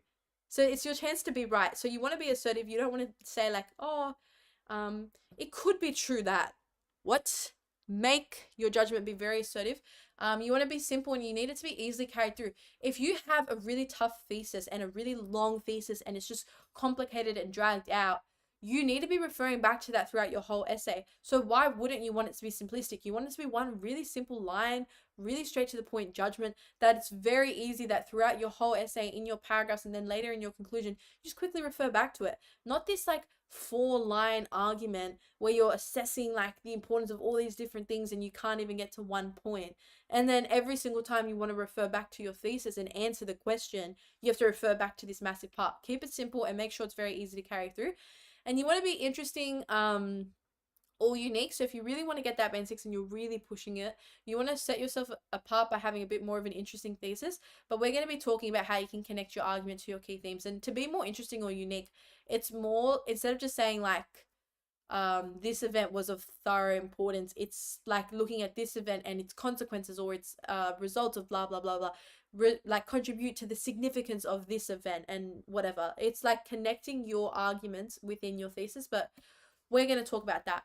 Basically, simplicity is key. So the more complicated your thesis is, the harder it is for you to sustain it throughout your essay. So you're losing marks there naturally because it's going to be harder for you to link it back. And if you're not linking it back and keeping that consistent judgment, you're falling on the first criteria point, which is about answering the question consistently. It's also harder for your mark to make sense of it, because if it takes them longer than a few seconds for them to understand it, they're just going to write it off as a bad one. They're just going to be like, this isn't good, rather than spend time to understand. Like, they don't care. They don't owe you that. They've got heaps to mark in that night. Like, it sucks to say, I feel mean saying this, but this is just the reality. These markers are marking tens and tens of papers every single night, like over this period. They're not going to sit and try to understand your thesis and be like, oh, this student tries really hard. Like, it's different when you're at school and your teachers know you. And I know you use like your student numbers, but it's different when it's your teachers and it's personal and they've been teaching you. These are markers from across the state. You guys are all strangers to them. There's no connection at all, and there's no reason for them to go out of their way to try and understand it. It's exactly the same with handwriting. Please, when it comes to modern, this is such a thing. My brother is in year 12 too, and he got marked down for it in his trials because his handwriting is literally like a doctor. But they do not play around with handwriting. They're marking it online and they're not going to sit there and go out of their way to try and understand it. It sucks, but it's just the reality of it. So if you don't have the best handwriting, please do what you can to fix it. I feel like the best way is doing untimed past papers, because a lot of the time the handwriting gets like that under the pressure. But if you do untimed past papers and you take away that pressure from yourself, and you really can prioritize the handwriting, and then giving it to a family member or to a friend and being like, hey, can you read this all good? Or just making sure that you're handwriting as much as possible in the next 2 weeks rather than typing, just so you can physically practice making it a bit neater. That's going to help as well. But like I said, the harder is for your marker to make sense of it, whether that because of the handwriting or because your thesis just is really complicated.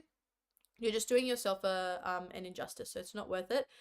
Albert Einstein, he has this quote: if you can't explain something to a child, you don't understand it. So you don't need the super fancy words and the really complex terminology. Just get straight to the point, keep it simple, and focus on your big themes and ideas that work and for all your paragraphs and don't require a little explanation. You don't want a thesis that only supports one of your paragraphs and then the rest of your paragraphs, like, it doesn't prove it at all and it's actually the complete opposite point, because then your thesis isn't a true reflection of your whole essay. But if you're finding it hard to simplify your theses, then you just need to practice, and we've got some practice work that we can look at on here. So let's look at thesis simplification. So we've got here, to what extent did Detente achieve its objectives? So we can say that it achieved it in the short term. Its short-term objective of preventing a nuclear war between the West and the East. However, it failed to achieve long-term global peace and stability as the US and the USSR continued to fight for dominance over the Third World in their fight for global supremacy. Okay, in terms of content, like, there's nothing wrong with that. But this is a thesis statement. You see how complicated that is. First of all, it's way too long. And now what you need to do is discuss both the fight for the Third World in every single paragraph. So that needs to be referred to in every single paragraph, even though most essays would only do that in one paragraph. And it's not drawing out the key ideas. It's bringing in like other ideas as well. But some of this information can literally just go in the second or third sentence. I feel like a lot of the time, and even in English, students do this where they try to fit too much into the thesis, but you don't have to. Like, your thesis is just the first line, and your second and third line will then back up that thesis and give in the extra details. But it doesn't have to go into that first line, because if you bring in those details in the first line, every single paragraph has to link back to that now. So you don't want something that's super long like this, because it's going to make it harder for yourself. So the new thesis instead could be something like this. Though through preventing nuclear war, Detente was successful in the short term, it overall failed to achieve its long-term objectives. Now, you might look at this and be like, wait, but it doesn't have like that fancy terminology, and it's so short and it's so straight to the point. But that's what's so good about it. You do need something like this that is so straight to the point, that will fit in every paragraph you write about, and that you can support consistently throughout the whole essay. That's the most important thing. So I wanted to show you the difference, because I feel like less is definitely more in modern. And it's definitely more about being assertive, which is here. This is a lot more assertive rather than like going kind of both sides. And it acknowledges that difference, but still has that overall judgment at the end. While this is lacking that, it's kind of just proving both sides. It doesn't even say the extent. It doesn't even say the extent. And this one too needs the extent. It needs the extent. It failed to achieve its long-term objectives to a great extent, to a significant extent. It's got the successful here, which is the judgment, but because it is an extent question, it needs that there. Sorry, usually we do these lectures live and I sit and wait for someone to be like, where's the extent? But you guys are watching this. But hopefully if you're watching this and you were like, wait, it's not answering the question, and we learnt from the task words. Here we've got evaluate the reasons for Stalin's emergence as the leader of the USSR by the late 1920s. Look at this thesis. What's wrong with this? I want you guys to think, and if you're on the chat, you can answer. But don't you think this is a bit long? Like, why is it mentioning every single other thing? There's a lot going on here. So Stalin emerged as the leader of the USSR because his opposition, Kamenev, Ziaev, Bukharin, and in particular Trotsky, underestimated his abilities and thus were unable to effectively counter his manipulative power plays, as they did not perceive him to be a threat. Okay, very true, but like, did we have to say all of that, all of it, in like one thesis? Not necessary, not necessary. So I want you guys to just have a quick look at that and think to yourselves. And if, I don't know if the chat, like, it depends on these lectures. Sometimes the chat is going off and other times, like, it's really quiet. So it's going to be really awkward if it's quiet, I'm saying this. But if it is going off and we're having a chat in there, which I hope, but we'll see. I'm going to shut my mouth now. But if it is, please type it if you guys are willing. And if you want to have a go, and I can provide you some feedback. We'll do some peer marking. carrying through your thesis is very, very important. Though it's one thing to have a good thesis, but if you have a killer thesis and you do not link back to that and carry your judgment through the entirety of the essay, you're losing marks. You're losing marks, and they're so strict on this. It's exactly the same in English. Can someone make a tally for how many times I mentioned English in this lecture? Clearly, she's gonna be an English teacher, but if you're not linking back to the question, goodbye. You're not getting that first criteria point, so it's not worth it. So if your thesis only works for one paragraph, like I said, it appears unbalanced, and then you can actually struggle to maintain the same level of just sophistication, but also not be as consistent because your thesis isn't supporting every paragraph. Your thesis needs to fit into every paragraph. Like, you should be able to copy and paste it under each paragraph and start your paragraphs in a very similar fashion, except this way you're linking your thesis to that specific paragraph's argument, and it should work perfectly. And if it doesn't, it's not a good enough thesis. Your first sentence of each paragraph has to be a judgment, so it's related to your thesis. You don't want to split your judgment. And you obviously don't need historians in your topic sentences. You want them to support it and be like forms of detail, but you don't need that in your topic sentence.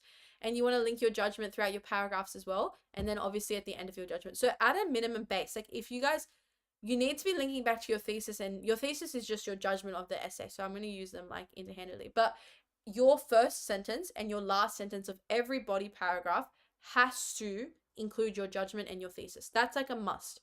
Like, it has to say the extent, it has to say whether it was successful, it has to do that at a minimum, at a bare minimum. But even then, you're not answering the question very consistently because you're just kind of like summing it up when you're linking back. You're not like evaluating it very well. While if you bring up a statistic, for example, or a historian quote, and then add that, which therefore supports the high extent in which, and you have a couple like little references here or there. It's like in English when you use the keywords of the question in some of your analysis after you put in your quotes and you're analyzing the effects of them. That will get you those marks, and that's how you're going to get into that high band 5, band 6 category. So don't think, I'm only going to answer the question in the intro, because that happens a lot. And it's great to have it in the first in the first sentence and the last, but if you really want to get into those high marks, you need to be referring in each paragraph at least 4 times. So even if you want to do first line, last line, link back to the question, and then 2 times throughout your paragraph, if you want to link like a quote or statistic or like just some general explanation and use that to then connect back to the judgment, perfect. That will help you, because throughout the whole essay, you have over 10 references to the question. That also helps them know that you didn't memorize the essay. It also gets you away from writing like a narrative. And this is why having the thesis, it actually helps you. It actually helps you. It's not just this annoying thing that you have to do. It's very easy if you don't have your thesis and you don't have that judgment to end up just writing a narrative and to not and like reciting your textbook, reciting your notes, rather than actually analyzing or having any argument in your essay. So integrating key themes and issue is the great way to set yourself on the path to writing a band 6 modern history essay. So they're key themes and issues for a reason, and a lot of the time they relate to multiple areas of your syllabus. So common themes are leadership and power, nationalism, imperialism, pragmatism, ideological theory, popular support, differing visions. And you can use these themes in your thesis to then connect. So let's say like 3 of your paragraphs, each one is on nationalism, imperialism, differing visions. You can use that in your thesis as evidence to why it is highly valuable or it was highly important or whatever. You can then use that to back it up. Now, narrative can be defined as a spoken or written account of connected events, real or fiction, typically in a chronological structure. And in narrative writing, the purpose is to relate the series of images, events, and actions to your reader. But that's very different to analytical, which to explain how these relate to a broader theme, how they relate to each other, and their short, long-term impact. So narrative writing is really easy in modern. It's such an easy mistake to make. It's probably the most popular mistake that students make. And the only reason for that, it's not your fault, guys, don't worry. But even in class, there's so much content that you have to go through. So I want you guys to think about your modern classes now. A lot of the time, you guys are learning the content, you're reading the textbook, you're going through slides and presentations, which are just teaching you what happened. And you're learning the story of Russia, or the story of the Nazis, or the story of the Treaty of Versailles, or whatever topic you're doing. You're learning the events that happen. You're trying to understand the history of it. But a lot of the time in class, because the content and the syllabus is so extensive, there's not enough time to work on these skills adequately. So in class, and this is definitely a reflection of my experience in Year 12, we just did so much work on what happened and the actual events, and not enough on connecting those or looking deeper into a judgment or arguing those. It was kind of just learning the textbook, and then all my notes and a lot of my study, because I was always writing notes, was just memorizing what happened and the dates and the statistics and the proof. And I'm sure that's a very relatable thing for anyone watching this here. But the issue with that is you're much more likely to fall into narrative writing, which is one of the top feedback points every single year from modern history markers, because students just end up reciting their history, like their history textbook or their history notes in their essay, and they're not actually analyzing the event, the significance of it, the impact, the relationship with other factors, nor answering the question. They'll see like an event, they might see like power struggle, and then they're just going to explain the whole power struggle and what happened, but they're not going to analyze that at all, or say why it was important or the impact of it or how it related to other parts of Stalin's rule or anything. They're just going to purely write about what happened in the power struggle. And it's great that you know that content, but this is what I mean, where if you do not practice these skills, you're limiting yourself, because it's one thing to know the content, and even if you know everything about the power struggle, you will not get that high band 6 mark because you're not arguing it. You actually fall into the band 5, band 4 and lower because you're writing too much of a narrative. So narrative writing is the biggest thing that you want to avoid, and it's still the easiest mistake to make, and that's why we really wanted to focus on skills for you guys, because it's just not focused on enough in class. And I know for me, I felt so confident with the content, but then it wouldn't reflect in my marks, and I'm like, what's going on? Like, I know that I know this. I have so many flashcards. I've like memorized my notes. I know all these dates. Like, why am I not getting the marks? But it was because I would fall into this when I'm writing narratives and I'm not proving anything. I'm just kind of detailing it and describing it all.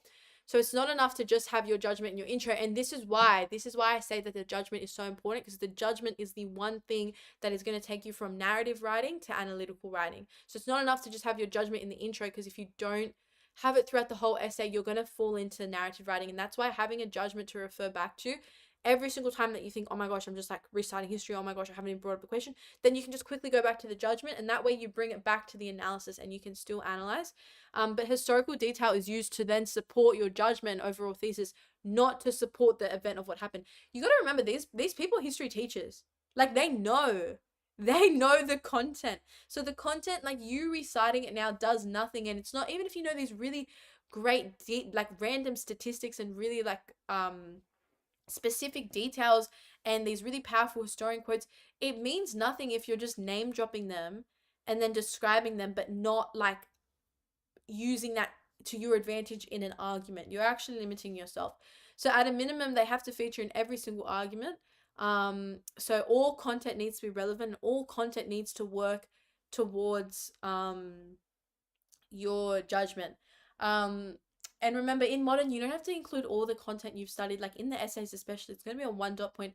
But even that one dot point, like one dot point can be like 6+ pages of notes. Like, there's so much to look through in each dot point. So don't think that you need to cover every single thing. Detail is important, but like, you don't need to go overboard. It's like, don't go too much into content that you're not looking at your judgment or your argument enough. So here we've got assess the importance of Lenin to the Bolshevik consolidation of power. So this is what a descriptive paragraph would look at. So like, we've got Lenin, we've got when he was born, who he was, then his role, when he died, what he did to Tsar Nicholas, his role in the government, his role in the October Revolution, and then other parts that he played in the new Communist Party. Okay. There's nothing wrong with this. Like, I'm reading this paragraph and I'm like, wow, so much detail, so many dates. Like, slay that you, like, real big slay that you know, like, when he died and, like, when he joined the party and when he did what, like, slay. But, babes, like, the question is to assess the importance of him to the consolidation of power. This is just saying what he did in the consolidation. There's no assessment. There's no Vladimir Lenin was highly important. Like, this is the issue. While if we had the same question, look at me, guys. I'm giving you guys answers. Screenshot this. If you're doing Russia, you can use this. But look at this. Lenin was of great importance to the Bolshevik consolidation of power, as was his leadership and ideology that underpinned all Bolshevik action during the period. And now you can link back to leadership and ideology in every paragraph, which works and will suit your whole essay. Very easy to link back to, straight to the point, but still sophisticated. You'd love to see it. Look at the difference though. When you read this first line, Like, first of all, why is it 4 sentences? Second of all, has nothing to do with the question. It's just literally, this is like a biography of Lenin, and that's ends up that's what ends up happening when you get too much into content.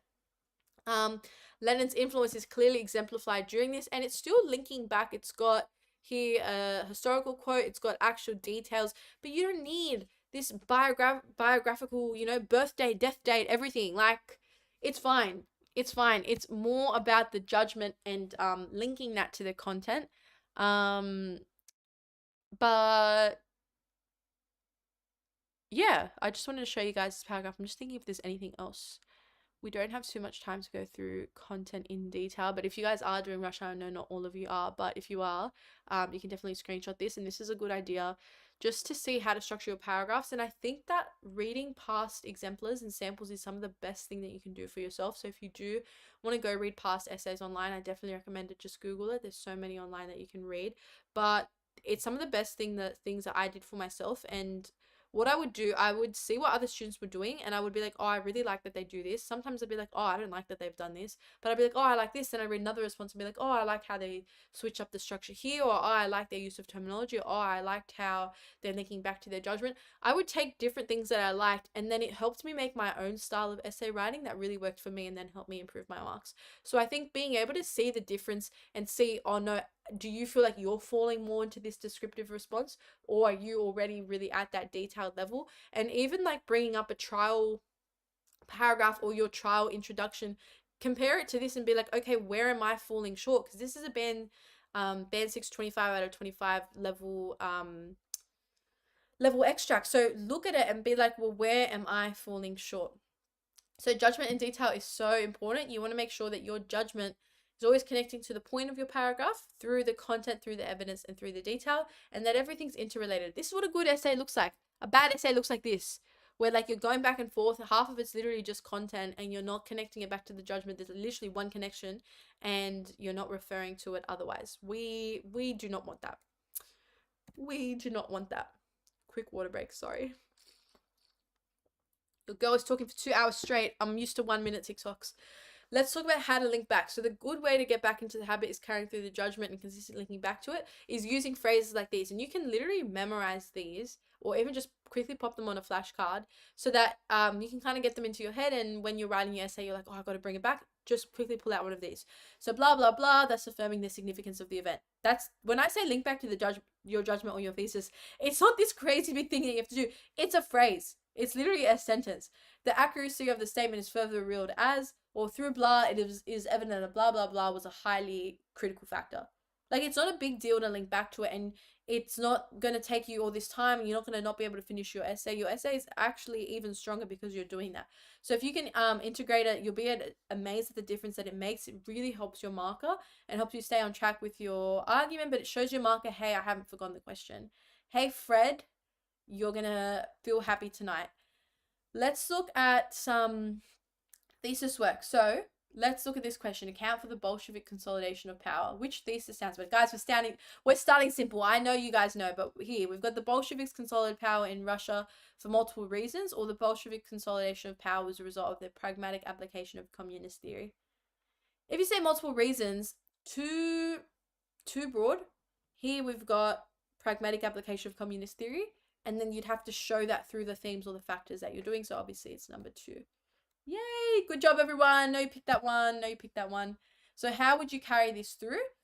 You could do paragraph 1. This would be an event or a syllabus essay, like the factor essays that we were looking at. So paragraph 1 could be on early social and political reforms. Paragraph 2 could be on the treaty. Paragraph 3 could be civil war and communism. And paragraph 4 would be the new economic policy.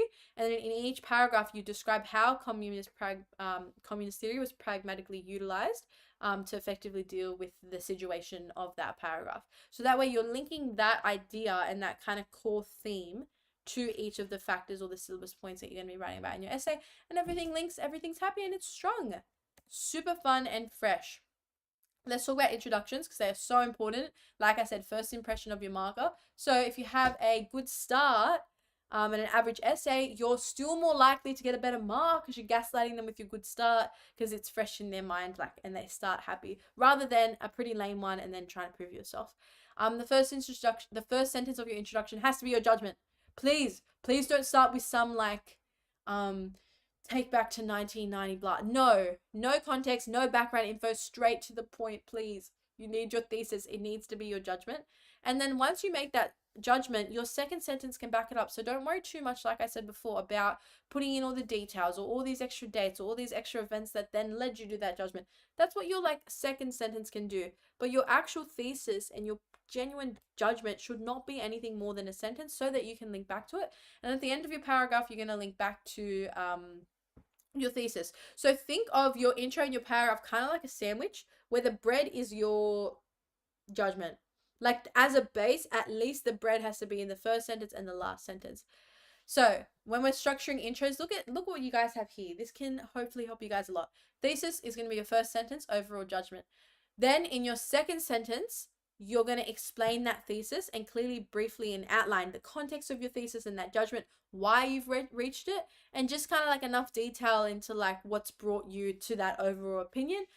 That third kind of point, so you'd kind of be at around third, fourth, fifth sentence, you're gonna list what each paragraph is about, and then you want to make it clear what type of essay you're writing, and then you're gonna restate your thesis. So realistically, this shouldn't be like 6 sentences max, but even then, like, try to hit 5 to 6. That's more than enough for your intro. It shouldn't be more than half a page, 3/4 if you have big writing. But like, if your intro is 1 page, you know what? So I got marked down for that because mine was 1 page because I just put too much in there. It's just not necessary.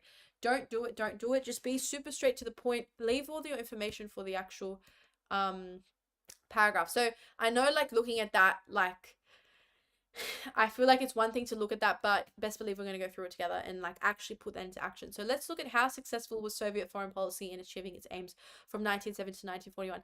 If you're doing, like, if you guys get a foreign policy question, I'm so sorry. I would not wish that on my worst enemy. I'm sorry.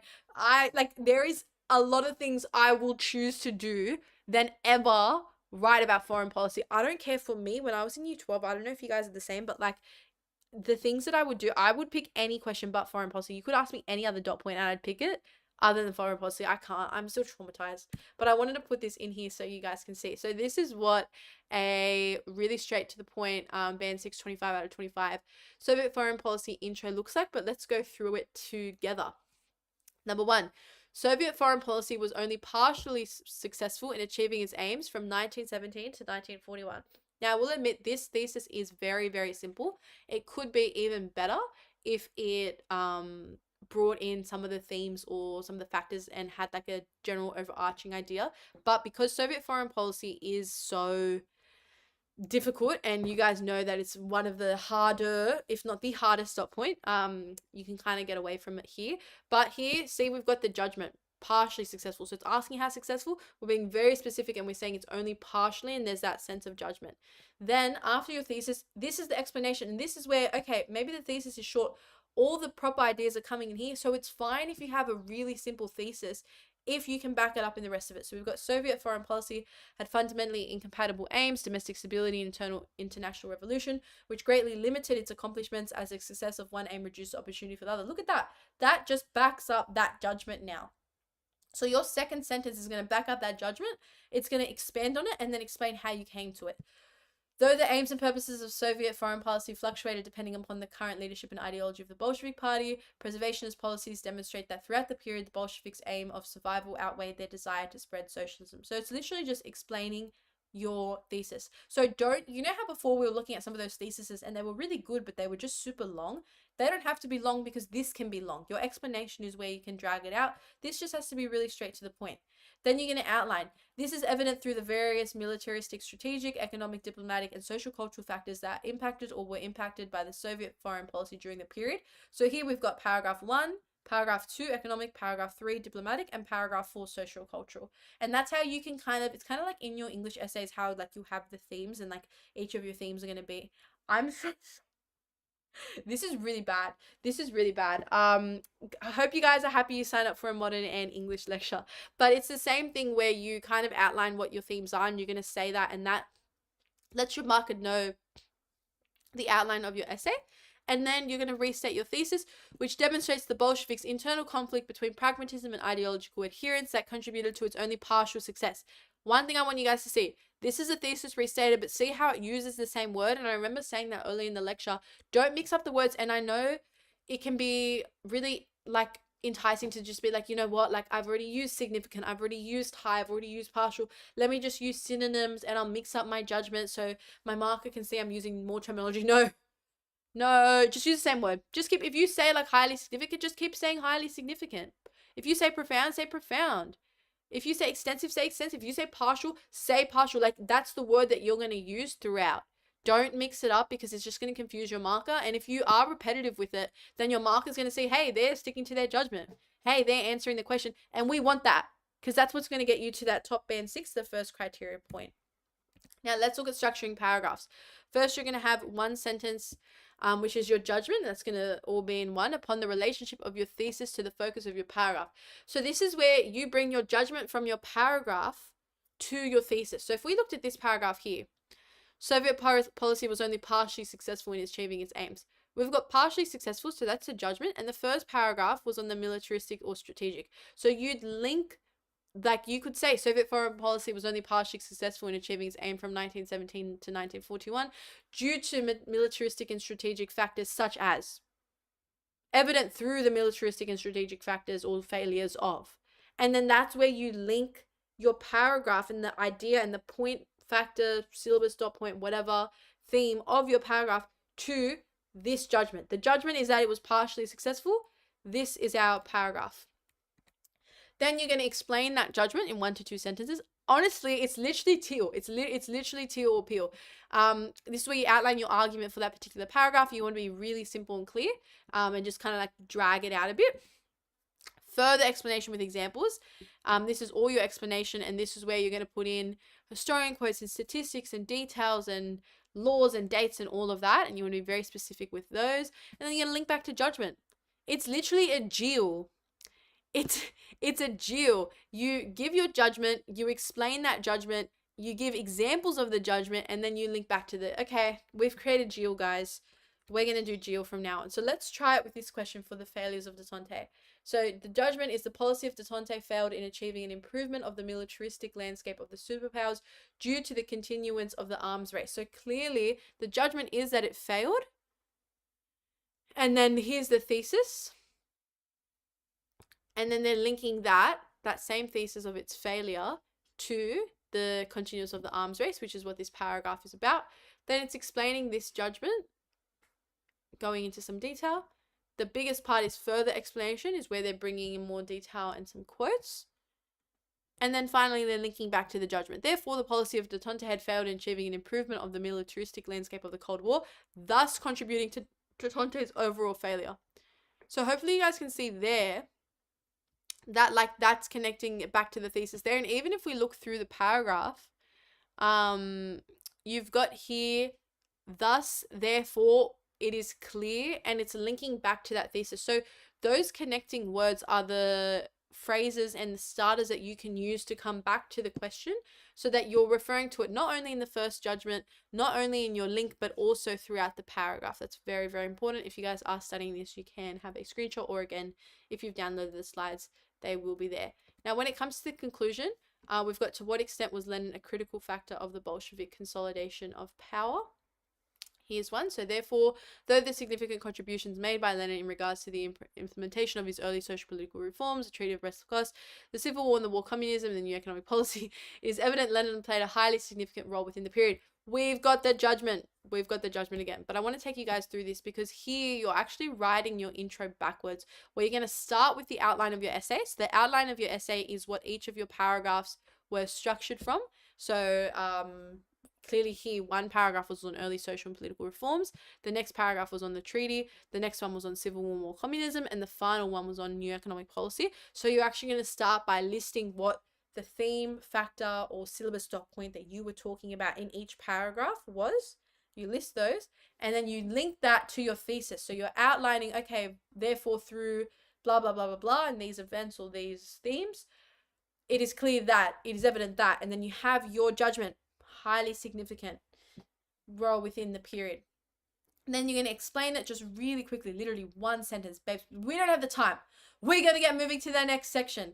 Lenin, as the primary leader of the Bolshevik Party, underpinned through his leadership and ideology all actions and activity of the Bolshevik Party, exerting more influence than any other leader at the time, which then again supports that highly significant role.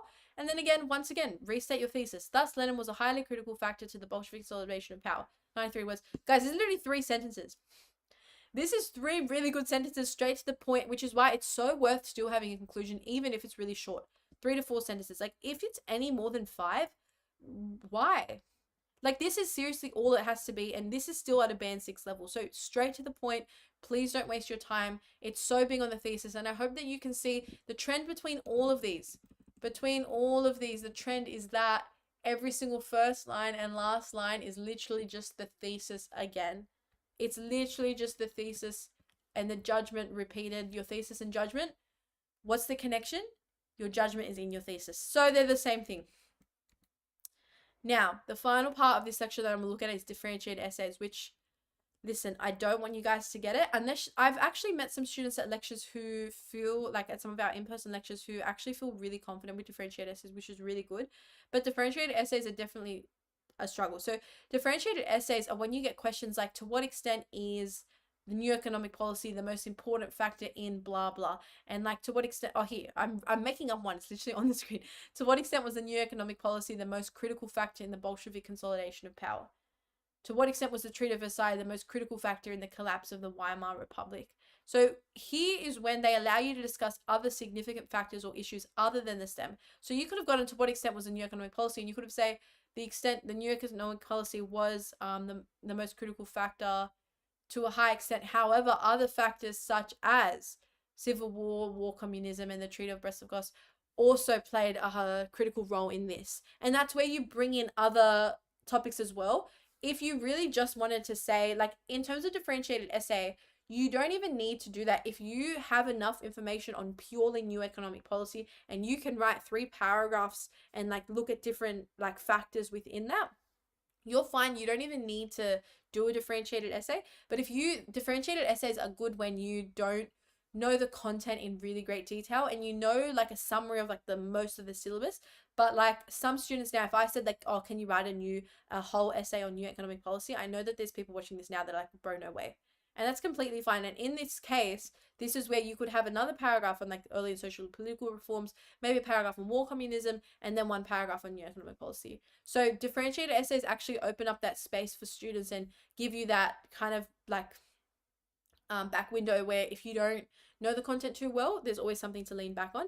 But they do allow you to discuss other factors, but it is very easy to make mistakes in them because the question, your other paragraphs aren't mentioned in the question, so you do have to be very specific. So number 1, and one of the easiest essay mistakes to make, is to not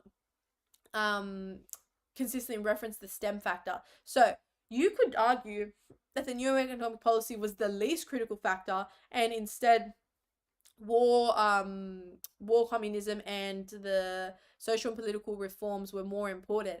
But if you're arguing that, it's very easy to stop talking about the new economic policy and you'd actually lose marks. There's nothing wrong with your judgment, but it's not answering the question because it's asking you about the new economic policy. So it's fine if you do talk about other factors, but in the end, the STEM factor is the event or the topic that they're asking you about in that point. So you can bring up other factors, but you have to keep linking back to new economic policy. So if you're saying that war communism and the civil war were more contributed more to the Bolshevik consolidation of power, anytime and in those paragraphs when you're writing about that, when you're linking back, you have to say, this therefore shows how war communism played a greater role than the new economic policy. You have to still link back to it even though you're talking about other ideas.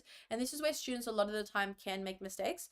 Another common mistake is sitting on the fence because different factors have different impacts. So sometimes it's easy to not be able to like make an overall judgment and still like on the overall impact and be like, oh, all 3 of them played a role. And that might be true, but you still need a judgment to say, well, maybe one was more important than the other, or this one was the most important. These came like right behind it, or like this wasn't important at all because these ones were more important. You can't sit on the fence with this. It's fine to recognize that different factors have different impacts, but you do have to give a judgment of what those impacts are. And then failing to link all the factors is the number one thing that you can do and make a mistake in with differentiated essays. It's not like this really, really massive screw up, but if you don't find the link, you're not going to get that really high band 6 mark, and you're like failing to link there because you're not showing similarities or a general theme. You're just kind of separating all the topics. But the fact that it's a differentiated essay, it's connecting all of those ideas together. So that's like if you're talking about war, communism, and the reforms, but you're not linking back to new economic policy and you're not linking those factors together and how they all interrelate, then you're not answering the question either. So that goes back to not answering the question, which is, like I said, number one mistake you can make. So to overcome this, consistently address the question. I don't care if you are not like, if you like, let's say you're doing that new economic policy question, but you're saying new economic policy was the least important. It doesn't matter if your whole other essay is on how important the other factors are. No matter what, whatever STEM factor is in the question, so in that question it was new economic policy, or in this question it was Treaty of Versailles, I think. Yep, that has to be your first paragraph. Even if you're saying that it wasn't important and that like you're leaning towards the other side of the fence, you have to write about whatever the STEM factor, so whatever topic or dot point that they've asked about has to be your first paragraph. And I made this mistake in my internal for Russia because I disagreed with the question and I used other factors. So I brought in the factor of the question last because I'm like, bro, I'm going to obviously write about the ones that were more important, had more of an impact, and then use that as evidence to why this one was important. It's actually the opposite. If new economic policy is in the question, if power struggles, whatever's in the question, if economic factors or political, whatever dot point is in the question, it needs to be your first paragraph's theme and what you're going to speak about in the first paragraph. But even when you are focusing on the other factors in your other paragraphs, in the beginning and the end of your paragraphs, you have to link back to it and back to that STEM factor. So here, like the Treaty of Brest-Litovsk, the new economic policy was highly critical to the Bolshevik conservative power through its pragmatic application of ideology. And that way, it's connecting the two paragraphs and it's still got that STEM factor, even though this paragraph's on this idea. Or here, the Treaty of Versailles was critical in amplifying the social, political, and economic issues of the Weimar Republic, thus greatly contributing to its eventual collapse, linking together. So you need to still reference back that STEM factor. See how Treaty of Versailles was what was in the question, so was new economic policy. So even though it's separate paragraphs and it's not about those ideas, it's still linking back to that STEM factor. So whatever question and whatever topic is in that question has to be in every paragraph. You still have to link to it. One paragraph will purely be on this idea. The other paragraphs have to link back to that, whether it's affirming that or it's going against it. Making clear judgments is so important as well. So you don't want to sit on the fence or present conflicting arguments. You want to make sure that your overall judgment at least supports one like factor in like different capacities. And it can be really simple. So here we've got the implementation of Lenin's social and political reforms was a highly critical factor within the Bolsheviks' consolidation, but it was not the most important factor, as others played a similarly critical factor. Great. Slay. Or you can even make it a little bit more sophisticated and be the implementation of Lenin's social and political reforms was a highly critical factor within the Bolshevik consolidation of power, demonstrating the significance of popular support in maintaining control. This way it's a little bit more sophisticated, but again, it still has that judgment and you're not leaning towards or just like sitting on the fence. So here we've got a differentiated introduction. So the Treaty of Brest-Litovsk was a highly critical factor within the Bolshevik consolidated power. However, the importance of the treaty must be considered as just one in a series of critical factors, all of which were undercut by two central aims: maintain popular support, blah, blah, blah. And then here we've got the outline of the essay where it talks about the other factors from that part of the dot point. So early social and political reforms, civil war and war communism, and new economic policy, all of which demonstrate the interrelated importance between all factors contributing to consolidation. So you don't even necessarily have to say that like one was more important than the other. You can just say that like, yes, they're important, but the others like play a role as well, and that they're all like, it still can be highly critical, but that it's not underpinned just by this one event. There's other events as well. So in this, if you were to write a differentiated intro, you'd still have your thesis where you're looking at that STEM factor, but then you do want to have that element of differentiation, which is where you're bringing up other points. Then you're going to explain what that is, outline what's in your essay, so have the other paragraphs, and then restate your thesis, interrelated importance, and it has that it's highly critical. So that brings us to the end of the lecture. I really am claiming band sixes for all of you guys. I know that it was skills, and I'm sorry if some of you were hoping to get some content out of this. I really did want to go through content, but like I said, if you are looking for the core, I'm going through all of the core in the year 12 head start, which you guys can watch and download the slides for. And in terms of all the other content, there's so many options for the other 3 topics that it's just not fair to look at one instead of the other, nor is it possible to do that in 2 hours and go through as much content as I wish I could.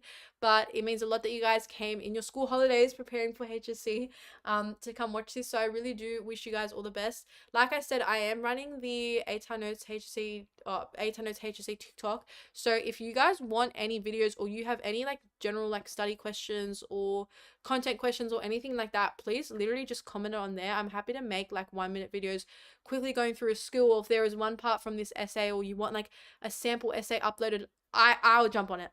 So if you guys are looking for any content, please let me know, because there's 2 weeks until the exam and I'm more than happy to get some stuff up for you guys. But all the best with your exams. I know you guys will smash it.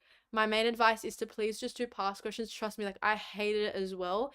But don't even, like I said, push yourself to do a whole 3-hour past paper. Just do one section. You can have your music on in the background. Don't even do it like do open book, have it untimed. That's still practicing the skill. I just hope that this lecture showed you that there's so much skill that goes into the exam, and you can know all that content, but it's the skill that's going to bring you up to that band 6. So manifesting it for all of you. All the best with your exams. I know you guys are going to pull band 6s. I trust it. But I really wish you the best, and I'm very proud of you guys for getting all the way to the end of year 12. It's so, so exciting. I know a lot of teachers and people speak really low and badly about uni and how uni is a lot worse than high school. But for me, it's been the absolute opposite. I love uni. Uni is a slay, and it's really exciting finishing. And you guys are going to have the best break now when you finish your last HSC exam and you hear pens down. The next couple of months are going to be so nice, so chill. And you guys deserve it so much. So all the best. Thanks for watching. And yeah, band 6 are coming your way. I know Nessa's gonna text you that band 6. Bye guys, thank you.